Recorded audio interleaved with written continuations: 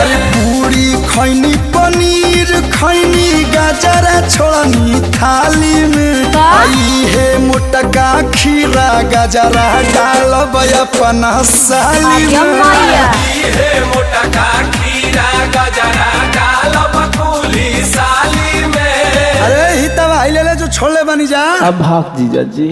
वक्रतुंड महाकाय सूर्यकोटि समप्रभ निर्विघ्नं कुरु देव सर्वकार्येषु सर्वदा स्वाहा। आया माइक वाला है, मैं लाइन दा। हेलो हेलो हेलो, आई का सीटी आता हो? सोना ये जीजा जिगारी हिसाब में